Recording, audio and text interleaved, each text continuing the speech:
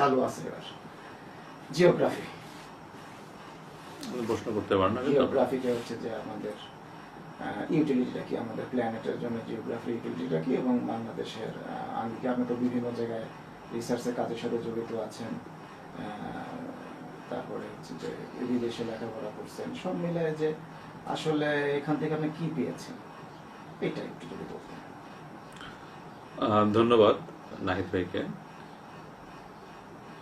Geography and environment নামের সাথেই আমরা ধরে নিতে পারি যে এই পৃথিবীতে বসবাসযোগ্য পৃথিবী আমাদের জানা মতে সৌরজগতে এই একটাই, বা আমাদের এই মহাবিশ্বে। তো এই পৃথিবীটাকে বাসযোগ্য করার জন্যই আমার যে ভবিষ্যৎ যে লিডারশিপ তৈরি করা, যারা এই পৃথিবীর পরিবেশকে সংরক্ষণ করবে এবং সচেতনভাবে ব্যবহার করবে, তার জন্য যে ফিউচার লিডারশিপ ডেভেলপ করা, সেই ফিউচার লিডারই তৈরি করা হয়ে থাকে এই সাবজেক্ট থেকে, এই ডিসিপ্লিন থেকে। তো তেমনি পাবনা বিজ্ঞান ও প্রযুক্তি বিশ্ববিদ্যালয় জিওগ্রাফি অ্যান্ড এনভায়রনমেন্ট ডিপার্টমেন্ট 2011-12 দিকে এটা তৈরি হয় ডিপার্টমেন্ট। তখন এটা নাম ছিল জিওগ্রাফি এনভায়রনমেন্ট আরবান প্ল্যানিং। তার মানে এখানে 3টা বিষয়কে এখানে অ্যাড করে করা ছিল, যে জিওগ্রাফির পাশাপাশি এনভায়রনমেন্টও থাকবে এবং আরবান প্ল্যানিংও থাকবে। পরবর্তীতে ছাত্রদের দাবির প্রেক্ষিতে এটা দুটো ভাগে ভাগ হয়, আরবান অ্যান্ড রিজিওনাল প্ল্যানিং একটা ডিপার্টমেন্ট এবং জিওগ্রাফি অ্যান্ড এনভায়রনমেন্ট একটা ডিপার্টমেন্ট। 2015-তে এটা ডিফারেন্ট দুটো বিভাগে পরিণত হয়। তারপর থেকে আমরা নিয়মিতভাবে গ্রাজুয়েট তৈরি করে যাচ্ছি। তবে বাংলাদেশ এখন আর কোনো থার্ড ওয়ার্ল্ড ডেভেলপিং কোনো কান্ট্রি নয়। আমরা মনে করি বাংলাদেশকে রাইজিং টাইগার, বাংলাদেশে অনেক রিসোর্স আছে, বাংলাদেশে বিভিন্ন সেক্টরে ওয়ার্ল্ডের বিভিন্ন জায়গাতে লিডিং দিয়ে থাকে। ঠিক তেমনিভাবে বাংলাদেশ কিন্তু আরেকদিকে বিশ্বের মধ্যে সবচেয়ে বড় ডেল্টা, যেটাকে আমরা বলি জিবিএম ডেল্টা বা গ্যাঞ্জেস ব্রহ্মপুত্র মেঘনা বেসিনের মধ্যে গ্যাঞ্জেস ডেল্টা, যেটাকে আমরা ফ্ল্যাট প্লেন এলাকা বলি। কাজে ফ্ল্যাট প্লেন এলাকা সবসময় খুব রিসোর্সফুল একটা জায়গা।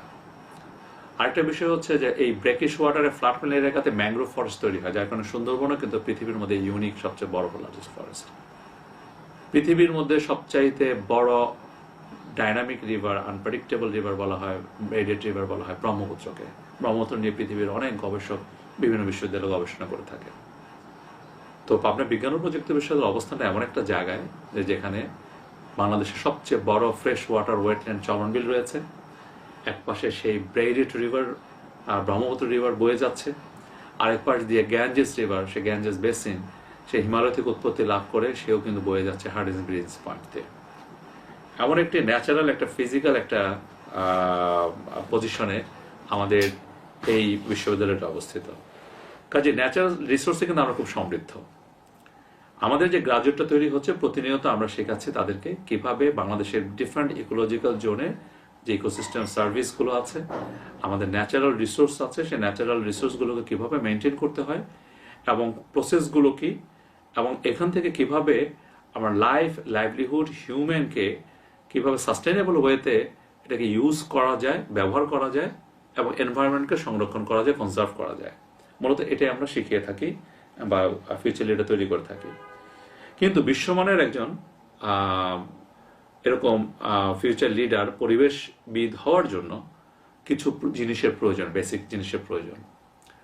একটি পাবলিক বিশ্ববিদ্যালয় হিসেবে আমরা জানি, সেটা আপনারা অবগত আছেন, সেটা হচ্ছে যে স্টুডেন্ট টিচার রেশিও, অর্থাৎ একজন টিচারের এগেনস্টে কতজন করে স্টুডেন্ট থাকবে, সেই রেশিওটা একটা বড় একটা ব্যাপার। আপনি যখন প্রায়োগিক ক্ষেত্রে যখন একটি জ্ঞান আপনি প্রদান করবেন, এখানে কিন্তু থিওরিটিক্যাল নলেজ আমরা দিয়ে থাকি, তার পাশাপাশি কিন্তু এখানে আন্ডার গ্রাজুয়েট থেকে আমাদের 1 বছর একটু রিসার্চ আছে, গবেষণা আছে।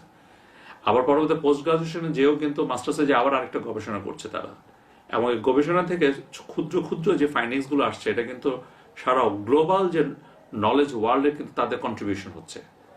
কাজে আমি আমার চারপাশে, আমার এই বিশ্ববিদ্যালয়ের চারপাশে যে ন্যাচারাল রিসোর্সগুলো আছে, সেগুলো নিয়ে প্রতিনিয়ত আমাদের অসংখ্য ছাত্ররা প্রতিনিয়ত গবেষণা করছে, এবং গবেষণার টাইম ফ্রেমটা যেখানে গবেষণাটা যেখানে রেখে যাচ্ছে, পরের বছর আবার আরেকজন এসে ওখান থেকে আবার গবেষণাটাকে টেনে আরেকটি স্টেজে নিয়ে যাচ্ছে। এভাবে আপস্কেলিং এবং আপলিফটিং চলছে প্রতিনিয়ত এই গবেষণায়। তো কাজেই এই ধরনের কাজে জড়িত থাকতে গেলে যেটা প্রয়োজন, একটি আন্তর্জাতিক মানের একটি শিক্ষাঙ্গন বিশ্ববিদ্যালয় যা প্রয়োজন, যে স্টুডেন্ট টিচার যে রেশিওটা সেটা হওয়া উচিত 1:12। সেই হিসাবে একটি ডিপার্টমেন্টে নর্মালি যে কোনো পাবলিক ইউনিভার্সিটিতে 25 থেকে 30 জন ফ্যাকাল্টি মেম্বার থেকে থাকেন। কারণ আপনারা জানেন যে অনেক শিক্ষক বিদেশে যান পোস্ট ডক্টরেট করতে, ডক্টরেট করতে, হায়ার স্টাডির জন্য। তো তখন দেখা যায় একটা গ্যাপ থাকে। এছাড়া ল্যাব থাকে, পিএইচডি গবেষণার সুপারভিশন করতে হয়, মাস্টার্সের গবেষণার সুপারভিশন করতে হয়। এছাড়া আমাদের 160 ক্রেডিটের একটা গ্রাজুয়েশন প্রোগ্রামও আছে। সবকিছু নিয়ে আমাদের মাস্টার্স এবং গ্রাজুয়েশন নিয়ে প্রায় 7টা ব্যাচ। কিন্তু আমাদের শিক্ষক সংখ্যা বর্তমানে আছে আমরা মাত্র 7 জন। কাজে 7 জন শিক্ষক দিয়ে 7টা ব্যাচ, যেখানে এক একটা ব্যাচকে পরিচালনার জন্য মিনিমাম 7 জন করে শিক্ষক দরকার, সেখানে 7টি ব্যাচের জন্য আমরা 7 জন শিক্ষক আছি। তাও আবার এর মধ্যে অনেক আছেন যে যারা এখনো উচ্চশিক্ষা মানে হায়ার স্টাডি বলতে ডক্টর ডিগ্রি এখনো নেন নাই, তারা সেই চেষ্টায় আছেন। কাজে তাদেরকে সেই সুযোগটা দিতে হবে সেই গবেষণা করার। তো এখানে আমাদের সবচেয়ে বড় একটা ক্রাইসিস আমরা ফেস করছি, সেটা হচ্ছে যে শিক্ষক স্বল্পতা। শিক্ষক স্বল্পতা এবং শুধু আমাদের বিশ্ববিদ্যালয়ে নয়, আমাদের বিভাগই নয়, এরকম আরো অনেক বিভাগে আছে যে আমাদের পুরো বিশ্ববিদ্যালয়ে যে শিক্ষক স্বল্পতা ভুগছি আমরা। এটা আমাদের একটা বড় ক্রাইসিস বলে আমি মনে করি। তার পাশাপাশি বাংলাদেশের পার্সপেক্টিভে যেটা একটি বড় সমস্যা, নতুন বিশ্ববিদ্যালয়গুলো আমাদের মতো যারা 73 অ্যাক্টের বাইরে যে বিশ্ববিদ্যালয়গুলো হয়েছে, বিশ্ববিদ্যালয় বিজ্ঞান ও প্রযুক্তি বিশ্ববিদ্যালয়গুলো, এইগুলোর যে কলেবরটা, গবেষণা ফ্যাসিলিটিস গুলো বা আপনার অত্যন্ত অভিজ্ঞ মানের যে শিক্ষক নিয়োগ, এই বিষয়গুলোতে আসলে এই ধরনের পদগুলো সৃষ্টি হয়নি। Minister of science and technology, minister of science থেকে বা ইউজিসি থেকে এই পদগুলো যদি অনুমোদন হয়ে না আসে, তাহলে আমাদের বিশ্ববিদ্যালয়ের প্রশাসন আসলে সেখানে অপারগ, কারণ তার পক্ষে তো সম্ভব না, অনুমোদনহীন কোনো পদে আসলে নিয়োগ দেওয়া যায় না। তো এখানে একটা ব্যারিয়ার আমাদের রয়ে গেছে যে শিক্ষক স্বল্পতা। শিক্ষকের সংখ্যাটা যদি বেশি হতো তাহলে স্টুডেন্টদেরকে আমরা ওই মানের শিক্ষাটা আমরা দিতে পারতাম। আরেকটা বিষয় হচ্ছে যে এখানে আমাদের ল্যাব ফ্যাসিলিটিস গুলো, আপনারা জানেন যেহেতু আমাদের ভূগোল ও পরিবেশ, জিওগ্রাফি অ্যান্ড এনভায়রনমেন্ট, কাজে আমাদের এখানে বাংলাদেশের সবচেয়ে বড় লার্জেস্ট ফ্রেশ ওয়াটার ওয়েটল্যান্ড চলন বিল আছে। আমাদের চলন বিলের মতো জায়গায় নদী ভাঙ্গন প্রবণ এলাকা পদ্মা এবং ব্রহ্মপুত্র যমুনা আছে। কোস্টাল এরিয়া আমাদের সুন্দরবন আছে। এরকম বিভিন্ন জিওগ্রাফিক ফিল্ডে কিছু ফিল্ড স্কুল তৈরি করা দরকার, এবং ফিল্ড স্কুলের মাধ্যমে ছেলে মেয়েদেরকে যখন আমরা এখানে ক্লাসরুমে যখন আমরা থিওরিটিক্যাল নলেজ দিচ্ছি, তার পাশাপাশি প্র্যাকটিক্যাল নলেজের জন্য এই ফিল্ড স্কুলে নিয়ে যাওয়া দরকার। কিন্তু আমরা এখন সেটা যাচ্ছি, সেটা হচ্ছে একটা ফিল্ড ওয়ার্কের মাধ্যমে যাচ্ছি। তাদেরকে হঠাৎ করে একটা নতুন একটা জায়গায় নিয়ে যাচ্ছি, নতুন একটা জায়গায় কোনো কিছু গোছানো থাকে না, সেখানে থাকার জায়গা থাকে না, পানি খাবার জায়গা থাকে না, এবং আমরা যে সার্ভেটা করবো সেই সার্ভের জন্য সাপোর্টিং কিছু সার্ভিস লাগে, সেগুলো থাকে না। তো এর মধ্যে ওই লিমিটেশনের মধ্যে আমাদেরকে কাজগুলো সম্পাদন করতে হয়। কিন্তু বিশ্বমানের যে বিশ্ববিদ্যালয়গুলো রয়েছে উন্নত দেশগুলোতে, আমরা সেগুলোতে দেখে এসেছি, আমরা যখন উচ্চশিক্ষা গ্রহণ করেছি, সেখানে তাদের এই রিলেভেন্ট জায়গাগুলোতে ফিল্ড স্কুল ডেভেলপ করা আছে। একটু সুন্দর করে বুঝা বলেন কি দেখছেন সেখানে। তো সেই ফিল্ড স্কুলগুলোতে মনে করেন আমি 40 জন স্টুডেন্ট নিয়ে আমি মাউন্টেন ইকোসিস্টেম সার্ভিস আমি অবজার্ভ করতে যাচ্ছি একটা টিম নিয়ে। আমরা সেখানে যাওয়ার পরে গাড়িতে, আমাদের ইউনিভার্সিটি গাড়িতে আমাদের সেখানে নিয়ে গেল। সেখানে নিয়ে যাওয়ার পরে আমাদের সেখানে একটা মাল্টিপারপাস একটা কমপ্লেক্সের মতো আছে ওই ফরেস্টের মধ্যেই। ওই ফরেস্ট এনভায়রনমেন্টকে ক্ষতিগ্রস্ত না করে এনভায়রনমেন্ট ফ্রেন্ডলি একটা এখানে অ্যাকোমোডেশনের ব্যবস্থা আছে। সেখানের মধ্যে অল্প স্পেসে যেন বনের মধ্যে যেন খুব বেশি স্পেস না লাগে, এর জন্য ভার্টিক্যাল খাট সিস্টেম ছিল, একজন নিচে একজন উপরে ঘুমাচ্ছে এরকম। এবং সেখানে ছেলেদের এবং মেয়েদের ডর্ম আলাদা ভাগ করা আছে, সেখানে একটা কিচেন আছে, এবং সেখানে একটা ক্লাসরুম আছে। এবং ওইখানে আমরা 7 দিন থেকে আমরা বিভিন্ন যে সার্ভে ইকুইপমেন্টগুলো আছে সেগুলো কিভাবে ব্যবহার করতে হয় জঙ্গলে যে, পাহাড়ি পরিবেশে, আমরা সেগুলোকে আমরা ইমপ্লিমেন্ট করেছি। কিন্তু আমি যখন এখানে আমার ছেলে মেয়েদেরকে যখন সুন্দরবনে নিয়ে যাচ্ছি, তখন আমি ওই ট্যুরিস্টদের মতো ওই ভ্যাসেলে করে ওখানে দাঁড়িয়ে তাকে শেখাতে হচ্ছে। আমি কিন্তু ওই ফরেস্টের মধ্যে খুব বেশি নামতে পারছি না। আমি যখন তাকে কোয়াড্রেট সার্ভে করছি, যে কিভাবে কোয়াড্রেট সার্ভেটা করতে হয়, অর্থাৎ কতগুলো প্ল্যান্টস আছে, কতগুলো স্পেসিস আছে, তখন কিন্তু আমার বাঘের ভয়টা কাজ করছে, কারণ ওটা অভয়াশ্রম। কারণ যে কোনো সময় একটা বন্যপ্রাণী আক্রমণ করতে পারে, কাজে আমি খুব গভীর ফরেস্টের ভিতরেও যেতে পারছি না, এবং এগুলো আসলে খুব এক্সপেন্সিভ হয়ে যায়, এবং এগুলোর জন্য আসলে রাষ্ট্রীয় পর্যায় থেকে এবং বিশ্ববিদ্যালয় পর্যায়ে কোনো বরাদ্দ থাকে না।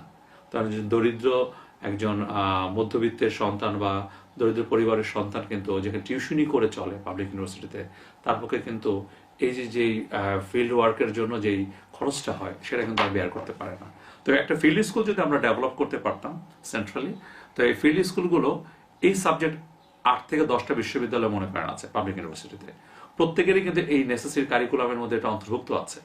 কাজে ওই ফিল্ড স্কুলে যদি বলা থাকে যে পাবনা বিজ্ঞান ও প্রযুক্তি বিশ্ববিদ্যালয় ফেব্রুয়ারি মাসের 2 তারিখ থেকে 10 তারিখ পর্যন্ত এখানে অবস্থান করবে, এমন করে যদি বুকিং দিয়ে, তাহলে বাংলাদেশের সকল বিশ্ববিদ্যালয়ে কিন্তু আমরা ওই একটা ফিল্ড স্কুলকে ব্যবহার করতে পারি।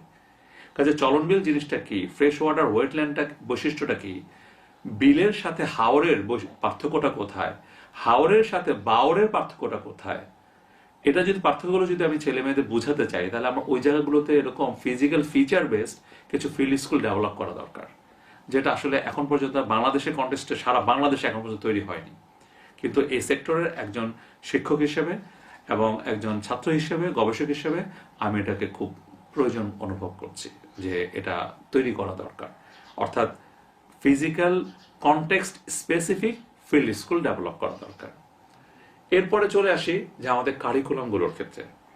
আমাদের কারিকুলামগুলোতে এখন পর্যন্ত আমরা 70% মার্কস হচ্ছে থিওরিটিক্যাল এবং 30% মার্ক হচ্ছে আমরা কন্টিনিউয়াস অ্যাসেসমেন্ট করে থাকি, এবং এর মধ্যে থেকে ল্যাবে 35% থেকে 35% পর্যন্ত মার্কস আমাদের স্টুডেন্ট করা থাকে। কিন্তু সাবজেক্টটাই এমন যে যেখানে আমার পাহাড়, জঙ্গল, পানি, মরুভূমি, বালু, নদী নিয়ে গবেষণা করতে হয়, পড়াশোনা করতে হয়। কাজে ওদেরকে যদি শেখাতে হয়, আমার কারিকুলামের মধ্যে 50% ক্লাস হওয়া উচিত এই ধরনের ফিল্ডে, আর 50% ক্লাস হতে পারে আমার ক্লাসরুমে। কাজে এই কারিকুলামটা নিয়েও ঢালাওভাবে একটু পরিবর্তনের দরকার আছে, এবং শুধু কারিকুলাম পরিবর্তন করলে হবে না, কারিকুলামটা পরিবর্তন করতে হবে সেই ফ্যাসিলিটিস অনুযায়ী। আমি কারিকুলাম আজকে পরিবর্তন করলাম কাগজে কলমে, কিন্তু কারিকুলামটা যদি আমি প্রয়োগ করতে চাই, তাহলে আমাকে ওই ধরনের সার্ভিসগুলো এনশিওর করতে হবে। সেই সার্ভিসগুলো এই জিওগ্রাফি অ্যান্ড এনভায়রনমেন্ট সেক্টরে সেটা এখনো তৈরি হতে পারেনি। আর আমাদের বিশ্ববিদ্যালয়ের ক্ষেত্রে যেটা হয়েছে যে আমরা এখন পর্যন্ত যেটা পেয়েছি যে একটা মাত্র একাডেমিক ভবনের মধ্যে ক্লাসরুমই যেখানে পাওয়া যায় না, সেখানে ল্যাব তো আসলে তৈরি করা সেখানে স্বপ্ন আমি মনে করি। তো সেক্ষেত্রে আমরা খুব লিমিটেড স্পেসের মধ্যে আমরা এই ছোট ছোট ল্যাব তৈরি করেছি। আমরা ল্যাবটাকে আবার মাল্টিপারপাস ভাবে ব্যবহার করছি, একবার ল্যাব একবার ক্লাসরুম এভাবে ব্যবহার করছি। একটা ক্লাসরুমকে আমরা 3টা ডিপার্টমেন্ট মিলে সেটাকে আমরা ইউজ করছি, এবং সেখানে একটা ডেকে আমরা 3টা স্লটে ভাগ করে আমরা সেখানে কাজ করছি, এবং একজন টিচার কিন্তু 3টা স্লটেই ক্লাস নিচ্ছে। তো এই ধরনের লিমিটেশনস নিয়ে আমরা এখানে কাজ করে যাচ্ছি। তবে আশার কথা হচ্ছে যে আমাদের বেশ কিছু স্ট্রাকচার ইতিমধ্যে ডেভেলপ হয়েছে, সেগুলো অতি সত্বর সেগুলো ব্যবহারের উপযোগী হয়ে যাবে। সেগুলো যদি ব্যবহার উপযোগী হয়ে যায়, আশা করি স্ট্রাকচারাল যে প্রবলেমটা আছে, অ্যাকোমোডেশন প্রবলেম, সেটা অনেকটাই সেখানে মানে সমাধান হবে বলে আমি মনে করছি আর কি।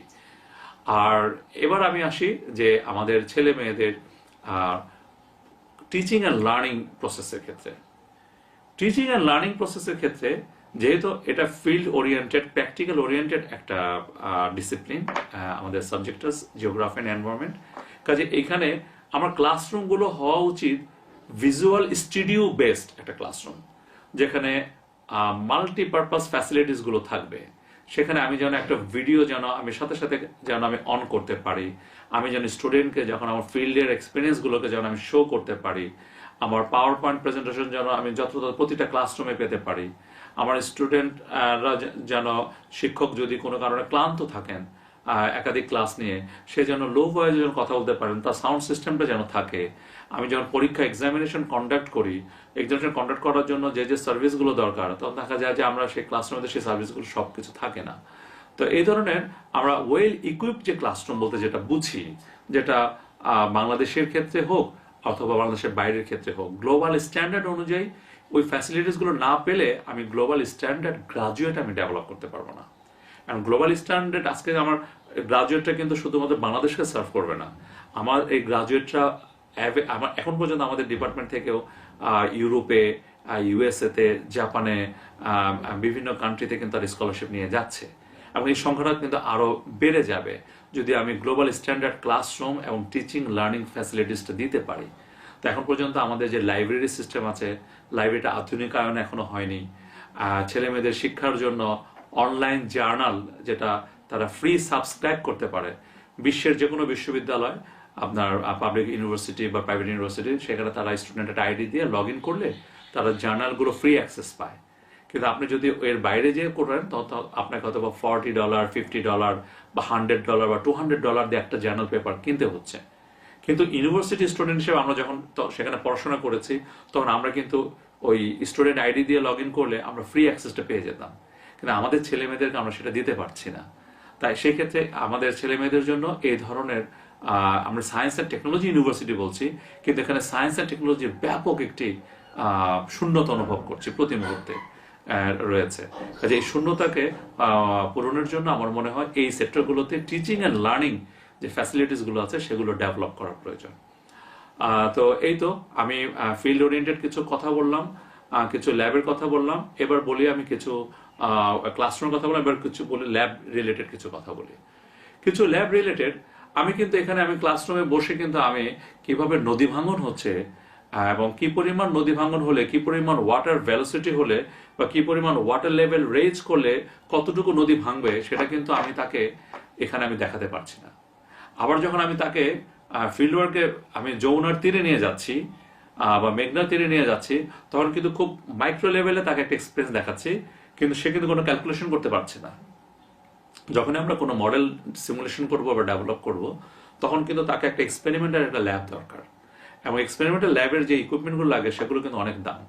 কিন্তু আমরা সেই মানের বিশ্বমানের বা ওয়ার্ল্ড স্ট্যান্ডার্ড সেই ল্যাবগুলো যদি তৈরি করতে না পারি তাহলে ওরা কিন্তু সেই মডেলিং বা সিমুলেশনগুলো শিখে যাবে না। আর না শিখে গেলে যখন ইন্ডিয়ার কোনো একটা গ্রাজুয়েট অথবা মালয়েশিয়া থেকে একজন গ্রাজুয়েট এবং বাংলাদেশ থেকে একটা গ্রাজুয়েট যখন ফাইট করবে তখন আলটিমেটলি আমার গ্রাজুয়েটটা পিছিয়ে থাকবো এই স্কলারশিপ থেকে। এভাবে কিন্তু আমরা ইন্টারন্যাশনাল প্ল্যাটফর্মে কিন্তু আমরা যেতে ব্যর্থ হচ্ছি, হিউম্যান রিসোর্সটাকে দিতে পারছি না। তো কাজেই শিক্ষাক্ষেত্রে সবচেয়ে বড় ইনভেস্টমেন্ট হচ্ছে এডুকেশন সেক্টরে ইনভেস্টটা করা। আমরা দেখে আসছি যে জাতীয় বাজেটের যেখানে 7 থেকে 8% থাকা উচিত শিক্ষা খাতে সেখানে কিন্তু কমতে কমতে আমরা গত বছর আমরা দেখেছি সেটা 1.69%-এ চলে এসছে। তো এই যে এইভাবে কমে আসা এটা কিন্তু ওভারঅল এডুকেশন সেক্টরকে নেগেটিভলি ইম্প্যাক্ট ফেলছে। তো আমি ওই সেক্টরে আলোচনা করতে চাচ্ছি না, আমি আমার ডিসিপ্লিনের মধ্যে থাকতে চাই।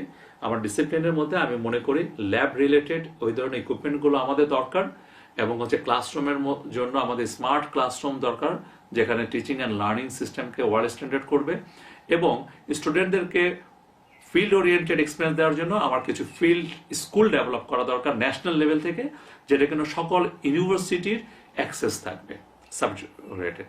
আর তার পাশাপাশি শিক্ষকদের মান উন্নয়ন এবং প্রশিক্ষণের একটা বড় একটা ব্যাপার, কারণ আমরা টিচাররা আমরা এডুকেশনটা সার্ভ করব, ডেলিভারি দেব। এখন আমাদের যদি স্টাডি করার, আমাদের যদি প্র্যাকটিস করার সেই সুযোগটা না থাকে আমরা সেটা দিতে পারি না। একটা লেকচার দেওয়ার আগে আমি কিন্তু আমাকে কয়েক ঘন্টা বা কয়েক দিনও আমাকে স্টাডি করতে হয়, কারণ ওই টপিকটা সম্পর্কে যতটুকু আমার গ্যাপটাকে পূরণ না করব আমি কিন্তু ক্লাসে যে আমি কমফোর্ট ফিল করবো না। আর শুধু তাই নয়, আমি কোনো রেফারেন্স বই থেকে শুধু লেকচার দিলে হচ্ছে না, আমার ওয়ার্ল্ড কনটেক্সটে কোথায় কোন জায়গায় কন্টেম্পোরারি ইস্যুগুলো কি কি আছে ওইটার উপর বেস করেও কিন্তু আমাকে কথা বলতে হয়। তো কাজে এই বিষয়গুলো জানার জন্য আমি মনে করি যে প্রত্যেকটা শিক্ষকের, ফ্যাকাল্টি মেম্বারের বছরে ন্যূনতম 2টো করে ন্যাশনাল লেভেলের কনফারেন্সে অ্যাটেন্ড করা এবং বছরে অন্ততপক্ষে একটা করে ইন্টারন্যাশনাল কনফারেন্সে অ্যাটেন্ড করার সুযোগ করে দেওয়া উচিত। কিন্তু সেটা এখন পর্যন্ত ফ্রি অফ কস্ট আমরা সেটাকে সেই সুযোগটা আমরা প্রদান করতে পারিনি। একজন শিক্ষকের যখন একটা ন্যাশনাল কনফারেন্সে অ্যাটেন্ড করেন বাংলাদেশে তখন তার টিএডি এর ফ্যাসিলিটিসগুলো এখন পর্যন্ত আমরা দিতে পারছি না। আবার যখন ইন্টারন্যাশনাল কনফারেন্সে যাবেন তখন তার যেই সবসময় কিন্তু তার যাওয়া আসার যে ট্রান্সপোর্টেশন এবং অ্যাকোমোডেশন যে ফি সেটা কিন্তু আমরা প্রোভাইড করছি না, যার কারণে একজন শিক্ষক কিন্তু দিন দিন বঞ্চিত হচ্ছেন। নলেজটাকে যদি আমরা শানিত করতে না পারি এবং নলেজটা যদি ওয়ার্ল্ড পার্সপেক্টিভে যদি কম্পেয়ার করতে না পারি, তাহলে আমি যে বিশ্বমানের একজন শিক্ষক হব এবং বিশ্বমানের একজন গ্রাজুয়েট তৈরি করব, সেটা আমি কনফিডেন্টলি বলতে পারছি না। তো সেক্ষেত্রে আমি মনে করি যে শিক্ষকদের যে গবেষণার যে ফান্ড, সে ফান্ড বাড়ানো দরকার। শিক্ষকদের বিভিন্ন ধরনের ট্রেনিং, বিভিন্ন সাবজেক্ট ওয়াইজ বেশ কিছু স্কিল ডেভেলপমেন্ট ট্রেনিং থাকে ন্যাশনাল এবং ইন্টারন্যাশনাল লেভেলে, সেই ট্রেনিংয়ে পাঠানোর ব্যবস্থা করা উচিত এবং শিক্ষকদের এরকম ন্যাশনাল এবং ইন্টারন্যাশনাল লেভেলে কনফারেন্সগুলোতে অ্যাটেন্ড করানো উচিত। এবং এই গবেষণা থেকে প্রাপ্ত ফলাফলের উপর ভিত্তি করে এটাকে জার্নালে পাবলিশ করার জন্য কিন্তু প্রচুর টাকা লাগে। বেশ কিছু ভালো মানের জার্নাল আছে যেগুলো $200 পর্যন্ত Q1 লেভেলের জার্নাল যেগুলো আছে। এখন একজন শিক্ষকের বেতন কত টাকা? তার পক্ষে $200 খরচ করে সেখানে সাবস্ক্রাইব করে তার পেপারটা পাবলিশ করার জন্য সে কিন্তু সাবমিট করতে পারে না তার ম্যানুস্ক্রিপ্ট। কাজে তার ম্যানুস্ক্রিপ্ট তখন সে চিন্তা করে ফ্রি অফ কস্ট জার্নাল কোথায় আছে। আর ফ্রি অফ কস্ট জার্নাল যেগুলো আছে সেগুলোতে ভিড় থাকে প্রচুর, যার কারণে সে কম্পিটিশনে হয়তো তারটা অনেক স্লো হয়ে যায় পাবলিশ করতে, অথবা সে হয়তোবা হতাশ হয়ে যায়, তারটা যেন রিজেক্টেড হয়। কাজে সেক্ষেত্রে আমাদের মনে হয় যে বাইরের বিভিন্ন রিসার্চ অর্গানাইজেশনগুলোতে এবং বাইরের বিভিন্ন ইউনিভার্সিটিতে এই পাবলিকেশন কস্ট নিয়ে কোনো চিন্তাই করতে হয় না। সেরকম যদি আমাদের পাবলিকেশন কস্ট বাবদ যদি একটা ন্যাশনাল লেভেল থেকে যদি এরকম একটা বরাদ্দ থাকতো, তাহলে আমরা ইউনিভার্সিটি লেভেল থেকে আমরা সেটা পেতাম। আর এই ধরনের সুযোগ পেলে আমাদের চলনবিলে যে বহুমাত্রিক যে গবেষণাগুলো হচ্ছে, ইকোসিস্টেম সার্ভিসের যে কন্টিনিউয়াস একটা চেঞ্জ হচ্ছে এবং ক্লাইমেট চেঞ্জের যে সিজনালিটি ভেরিয়েশনের মাধ্যমে যে পরিবর্তন হচ্ছে, সেটা কিন্তু ওয়ার্ল্ড জানে না।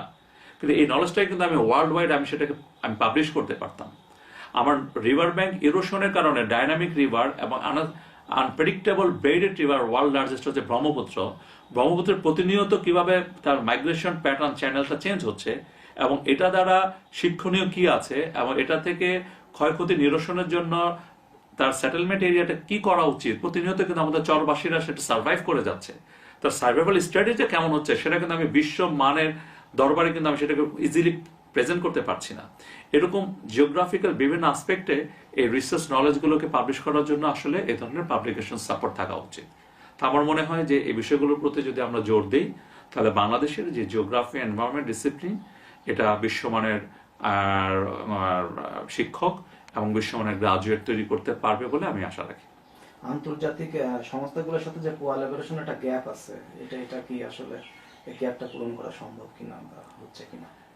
এইটা নিয়েও আমরা বিগত দিনে কাজ করেছি। আমরা যখন এই মেমোরান্ডাম অফ আন্ডারস্ট্যান্ডিং করতে চেয়েছি বিশ্বমানের কোনো ইউনিভার্সিটির সাথে, তখন কখন এটা হয়, এমইউটা কখন হয়, সমঝোতা স্মারক তখনই হবে তখন উইন উইন সিচুয়েশন থাকতে হবে।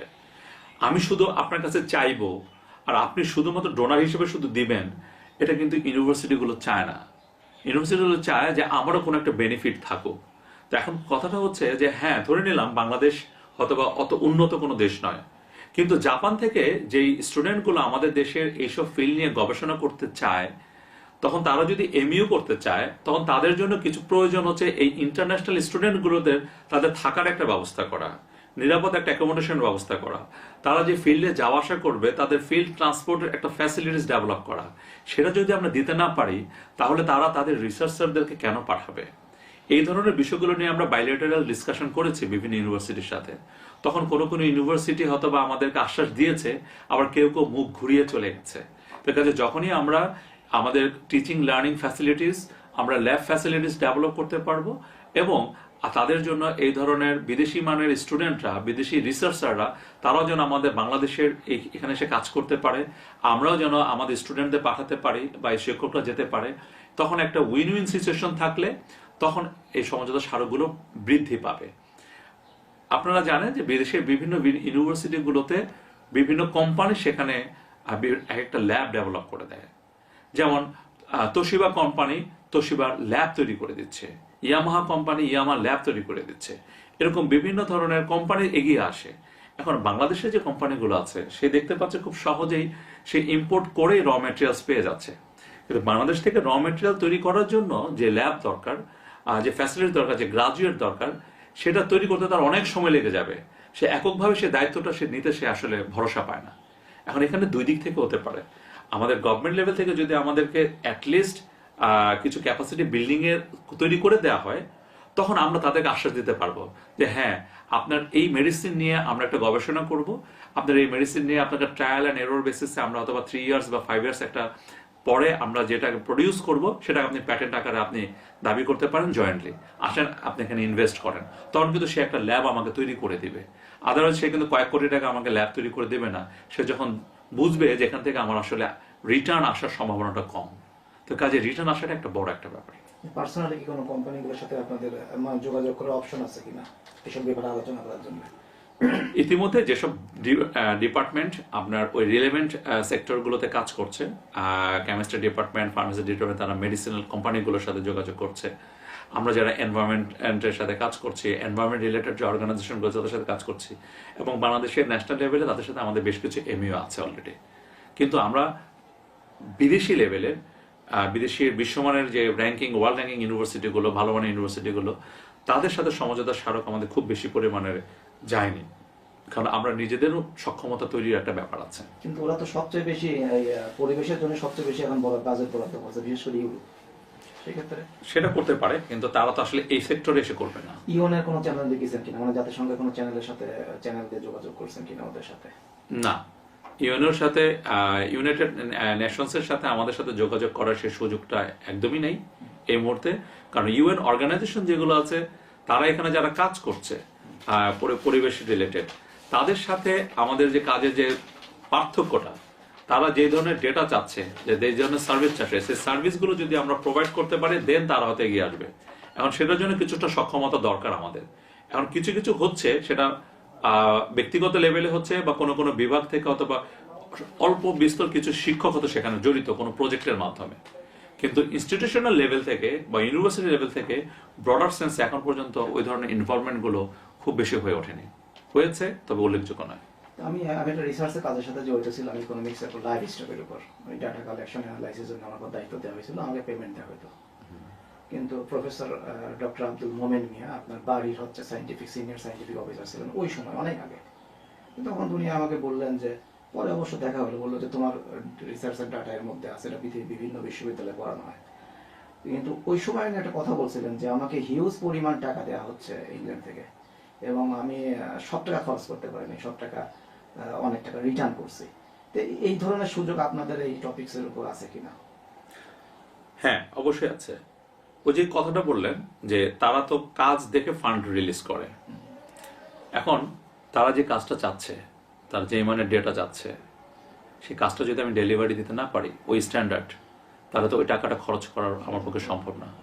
তখন দেখা যাচ্ছে যে ওই ডেটাটা কালেক্ট করার জন্য আমার যেই হিউম্যান রিসোর্স প্রয়োজন, ওই ডেটাটা কালেক্ট করার জন্য আমার যে টেকনোলজি প্রয়োজন, যে ল্যাব প্রয়োজন বা যে এক্সপেরিমেন্ট প্রয়োজন, সেটার জন্য যে দক্ষ জনবল প্রয়োজন, আমার যদি সেটা না থাকে, সেই ইনফ্রাস্ট্রাকচার না থাকে, তা আমি তো তার সাথে কমিটমেন্টে সেই প্রজেক্টে আমি প্রজেক্ট সাইন করলাম ঠিকই, সেই প্রজেক্টটা আসলে বাস্তবায়িত হবে না।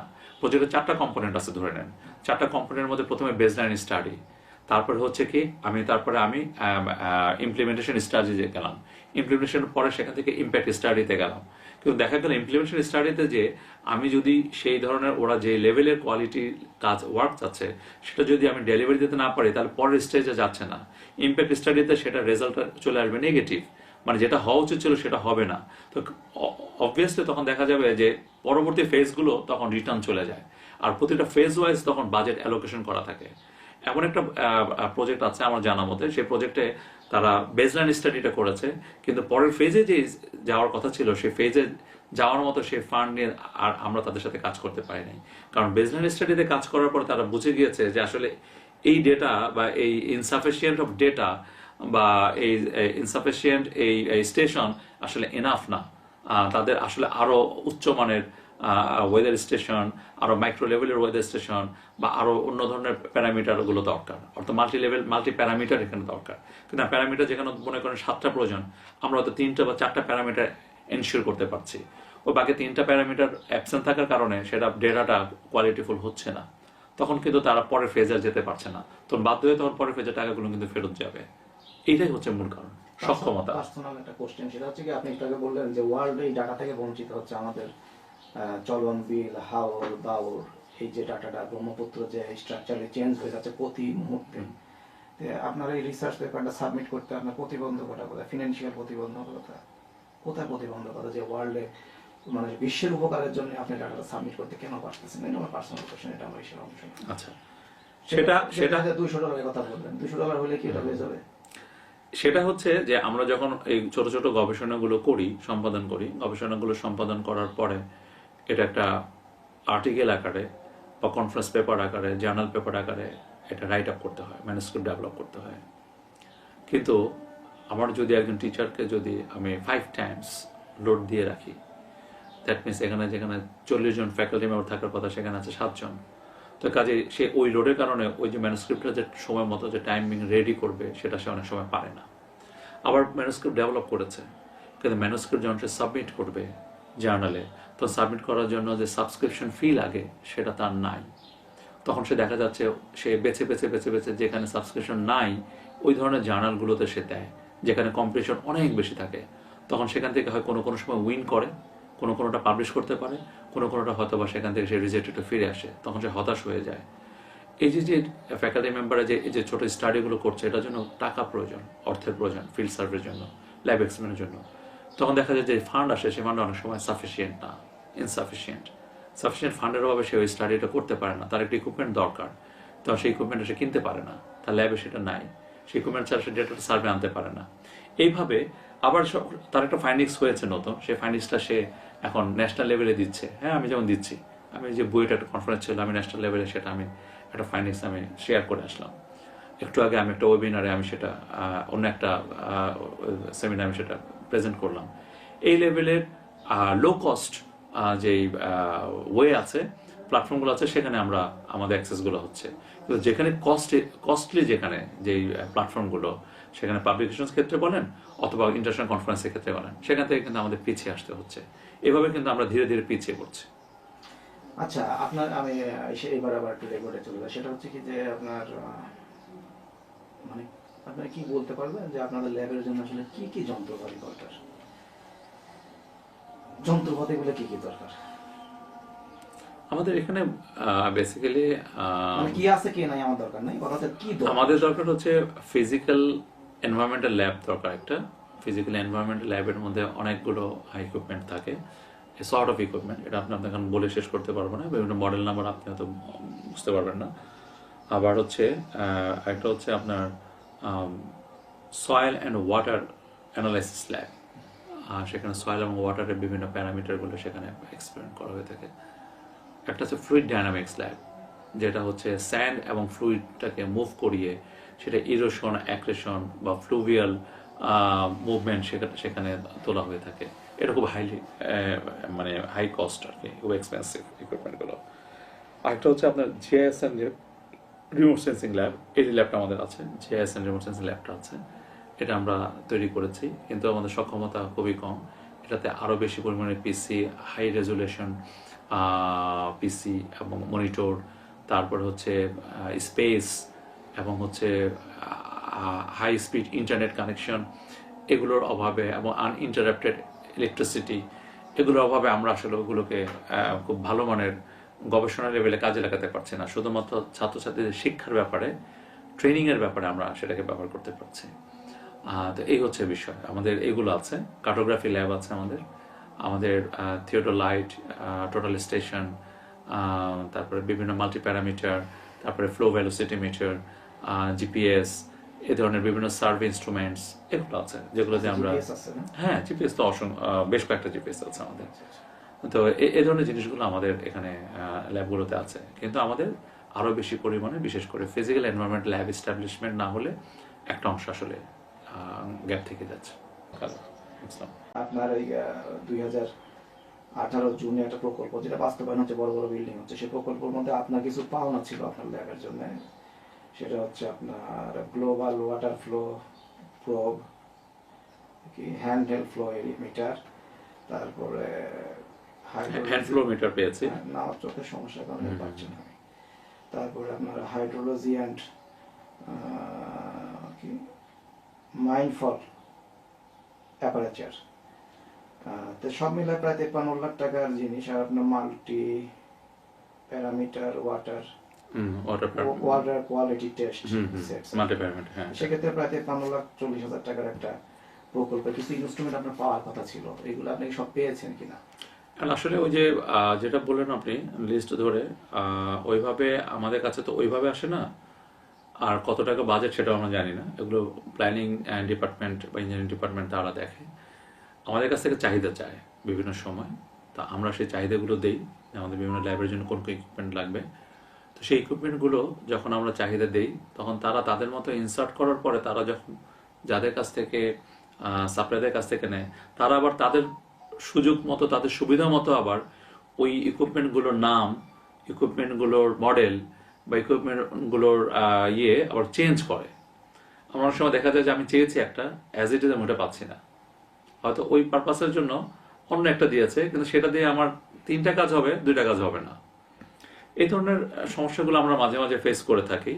কিন্তু এটা যদি আমাদের মাধ্যমে যদি পারচেস করার সুযোগ থাকতো, তো তাহলে সেটা হয়তো বা আমরা আরো যাচাই বাছাই করে কিনতে পারতাম।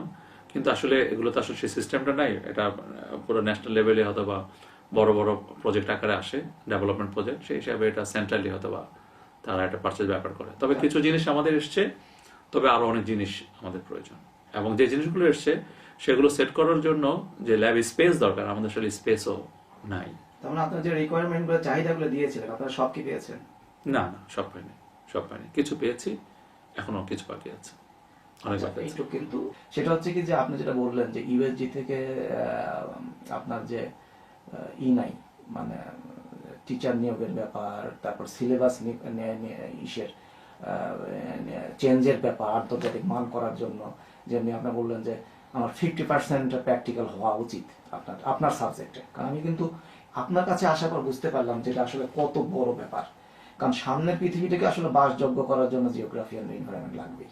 যদি মানুষ যদি সুস্থ দেহে সুস্থ শরীরে বাঁচতে চায়, এটা আমি কিন্তু এখানে এসে বুঝলাম। এখানে এসে তার আগ পর্যন্ত চিন্তা করতাম যে হয়তো নদী শুকায় গেল কিনা, পাহাড় ঠিক আছে কিনা, এটা দেখার জন্য। তো যাই হোক, সেক্ষেত্রে ইউএসজি কেন আসলে এই সিলেবাসগুলোর প্র্যাকটিক্যাল দিকে যাচ্ছে না, বা আপনার তাদের জন্য কোনো পরামর্শ অলরেডি দিয়ে দিচ্ছেন, কিন্তু এটা কেন যাচ্ছে না আসলে, যে আপনাদের চাহিদা অনুযায়ী তাদের সিলেবাসটা কেন পরিবর্তন হচ্ছে না, বা কেন টিচার দিতে পারতেছে না? এখানে 2টা বিষয় আপনি বলেছেন। একটা হচ্ছে সিলেবাস, একটা হচ্ছে ফ্যাকাল্টি পজিশন ক্রিয়েট করা, পজিশন দেয়া। এখন পজিশনটা আপনার ফ্যাকাল্টি পজিশনটা, পদটা সৃষ্টি হয় হচ্ছে আপনার ইউজিসির মাধ্যমে। ইউজিসি সেটা মিনিস্ট্রি থেকে অনুমোদন করে নিয়ে আসে। তো সেটা আসলে আপার লেভেলের ব্যাপার, যেটা আমাদের ইউনিভার্সিটির ইয়ের বাইরে, গণ্ডির বাইরে। আমরা শুধুমাত্র অনুমোদিত যে পদগুলো আসে, শ্রেষ্ঠ পদের উপরে এখানে আসার পরে সেটা অ্যানাউন্সমেন্ট হয় সংস্থাপনের মাধ্যমে, তারপর নিয়োগ প্রক্রিয়ায় চলে যায়। তো এখন একটা ডিপার্টমেন্ট আপনারা দেখেন যে 2011 সনে সৃষ্টি হয়েছে, এখন পর্যন্ত মাত্র 7 জন ফ্যাকাল্টি মেম্বার। তার প্রশ্নটা হচ্ছে 2011 থেকে 2025 পর্যন্ত আমি তো 14 বছর 13 বছর গেল, তো 13 বছরে আর না হলো আমি যদি প্রথম 4 বছর বাদ দেই গ্রাজুয়েশনের জন্য, 13 বছর বাদ দিলে 10টা ব্যাচ বা 9টা ব্যাচ বেরিয়ে গেছে। এই যে 9টা ব্যাচ যে বের করে দিলাম, আমার তো মেশিন, তো গ্রাজুয়েট তৈরি করার যে মেশিন সেটা কিন্তু রান করছে, কিন্তু ফুয়েলটা তো টিচার। তো টিচার যদি আমি ওই 7 জনকেই যদি রাখি, যেখানে আমার 30 বা 40 লাগে, এবং সেখানে ওয়েল এক্সপিরিয়েন্স টিচার দরকার, প্রফেসর লেভেলের টিচার দরকার, ডক্টরেট করা টিচার দরকার। আমরা পুরো ডিপার্টমেন্টে আমি একমাত্র প্রথম ডক্টরেট হিসেবে জয়েন করেছিলাম যোগদানের সময় কিউটি ইউনিভার্সিটি থেকে, জাপান থেকে পিএইচডি করে এসেই। আর হচ্ছে পরবর্তীতে একজন ফ্যাকাল্টি মেম্বার জাপান থেকে পিএইচডি করে এসছেন। আমরা এখন সবাই মাত্র 2 জন আছে 7 জনের মধ্যে পিএইচডি ডিগ্রি হোল্ডার। তো এরকম আরো বেশি দরকার। আরো বেশি না হলে আমাদের গ্রাজুয়েট লেভেলে যে থিসিসগুলো করাই, রিসার্চগুলো করাই, মাস্টার্স লেভেলে থিসিস করাই, ওইটা সুপারভাইজেশন করার ক্ষেত্রে আমরা এই ল্যাকিংসটা বুঝতে পারি। আর পরে একটা ব্যাপার বলেছেন আপনি, কারিকুলাম পরিবর্তনের ক্ষেত্রে। কারিকুলাম পরিবর্তনের ক্ষেত্রে যেটা হয় যে আমরা যেহেতু মাঝারি মানের বিশ্ববিদ্যালয়, তো বড় বিশ্ববিদ্যালয়গুলো থেকে যারা বড় প্রফেসররা যারা আসেন, তারা তো বড় বিশ্ববিদ্যালয়গুলোতে দীর্ঘদিন যাবৎ 50 বছর বা আরো বেশি বছর, 75 বছর যাবৎ তারা অধ্যাপনা ওই বিশ্ববিদ্যালয় ডিপার্টমেন্টগুলো তৈরি হয়েছে। সো তাদের যে ধ্যান ধারণার চিন্তা ভাবনা, তো তারা এখানে এসে তাদের চিন্তার বাইরে তারা হয়তো যান না, বা আমরা হয়তো বা বলেও তাদেরকে খুব বেশি কনভিন্স করতে পারি না। তো যার কারণে তারপরেও একটা পদক্ষেপ নিয়ে ইদানিং সব বিশ্ববিদ্যালয়ে ইউজিসির মাধ্যমে আইকিউএসি তৈরি হয়েছে প্রত্যেকটা বিশ্ববিদ্যালয়ে একটা করে institution of quality assurance sell. ওই সেলের মাধ্যমে এখন কারিকুলামগুলোকে মানে সিলেবাসগুলোকে কারিকুলামে কনভার্ট করা হচ্ছে। সিলেবাস আর কারিকুলামের মধ্যে পার্থক্য আছে। সিলেবাস হচ্ছে জাস্ট শুধু কন্টেন্টটা থাকে, আর কারিকুলামটা হচ্ছে পুরো ডিজাইনটা থাকে। অর্থাৎ আমি একটা কোর্স থেকে কি কি পড়াবো, কন্টেন্ট এবং ওই কোনটার আউটকাম কি হবে, কোনটার ইনপুট কি হবে, সব কত ক্রেডিটের হবে, কত ক্রেডিট আওয়ার হবে, সব লেখা থাকে, ডিফাইন করা থাকে। এখন এগুলো কিন্তু তৈরি করার দায়িত্ব আমাদেরই, আমরাই তৈরি করছি। কিন্তু আমরা তৈরি করছি, কিন্তু এই কাজগুলো হিউজ ওয়ার্ক। আমার ফ্যাকাল্টি মেম্বারের লোডটা যদি কমে যেত, তাহলে এটা কিন্তু আমরাই আরো ভালো মানের এবং আরো দ্রুত করতে পারতাম। অর্থাৎ কোয়ালিটিটা এনশিওর করতে গেলে আমার যে পরিমাণ ফ্যাকাল্টি দরকার সেই পরিমাণ ফ্যাকাল্টি নাই। ফ্যাকাল্টি পরিমাণটা বাড়লে এই কোয়ালিটিগুলো ইনহ্যান্স করাটা সহজ ছিল। আমরা তাই বলে যে করছি না তা না, আমরা চালিয়ে যাচ্ছি, যুদ্ধ চালিয়ে যাচ্ছি, আমরা করছি, কিন্তু সেটা আসলে ওই পরিমাণে মানসম্পন্ন হচ্ছে না, যেটা আমার অভিমত। ঠিক আছে, আমি একটু আপনার কথা থেকে কিছু বডি ল্যাঙ্গুয়েজ অ্যানালাইসিস এটা তো আপনি ইসরায়েল অলরেডি এটা বানিয়ে ফেলছে। ইসরায়েল তো আপনি ইসরায়েল একটা, আপনি সিম্পল একটা বলেন, ইসরায়েলের প্রতি ঘরে ঘরে বিজ্ঞানী বলে। ইসরায়েলে একটা বিজ্ঞানীর পিছনে প্রতিদিন যে টাকা খরচ করা হয়, আর আমরা কতটুকু পারবো বা আমাদের কতটুকু দেওয়া হচ্ছে, এটা হচ্ছে সবচেয়ে বড় ইম্পর্টেন্ট। কারণ আমি একটা কাজ করতে, আমার একটা আইডিয়া মাথায় আছে, আমি টাকার অভাবে ডেভেলপ করতে পারতে, হবে কি হবে না সেটা পরের বিষয়। আমি তো চিন্তা করবো, ওই চিন্তাটা তো ইমপ্লিমেন্ট করতে গেলে আমার একটা ডিভাইস কিনতে হবে, কাজ করতে হবে। একটা ডিভাইস আপনি জানেন, যে বললেন একটা পেপার পড়তে গেলে সাবস্ক্রিপশন ফি, একটা পেপার যদি আমি ডাউনলোড করতে যাই আমার $3,000-4,000 লাগতে পারে, $2,000-200 লাগতে পারে, বা $100 লাগতে পারে। এই টাকাটা আমাকে কে সাপোর্ট দেবে? একটা পেপার যদি আমি লিগাল ওয়েতে কিনতে যাই বা পড়তে যাই, যদি রিসেন্ট পেপার, যদি আমরা বিভিন্ন জার্নাল থেকে, এখন আমরা বিভিন্নভাবে আমার প্রফেসর বা বিভিন্ন ধরনের বিদেশি যারা আছে তাদের মাধ্যমে ডাউনলোড করে আমরা নিচ্ছি বা নিয়ে পড়তেছি, বা অনেকেই কি বলে এটাকে, কিছু ইলিগাল সাইট আছে সেখান থেকে ডাউনলোড করে পড়তেছে। এটা বাংলাদেশের প্রেক্ষাপটে হচ্ছে, কিছু করার নেই তো। বাট সেক্ষেত্রে কার কাছে চান আপনার যে আপনাকে সাহায্য করা হোক? এটা তো আমি যদি এই প্রতিষ্ঠানে কাজ করি, প্রতিষ্ঠান অথরিটি এখন ইউনিভার্সিটি থেকে ইউজিসি আছে, ইউজিসি তখন গভর্নমেন্টের কাছ থেকে আসবেন, এটা পাইপলাইন আছে, এই পাইপলাইনটা তো ফলো করতে হবে। আমি তো আবার গভর্নমেন্ট কিছু প্রজেক্ট সরাসরি দিচ্ছি, সেখানে আমরা অ্যাপ্লাই করতেছি, যেমন হিট একটা প্রজেক্ট, এই ধরনের অনেক প্রজেক্ট আছে, আমরা অ্যাপ্লাই করছি, ওখান থেকে কিছু কিছু কাজ করা হচ্ছে, কিন্তু বাজেট খুবই লিমিটেড, খুবই স্বল্প।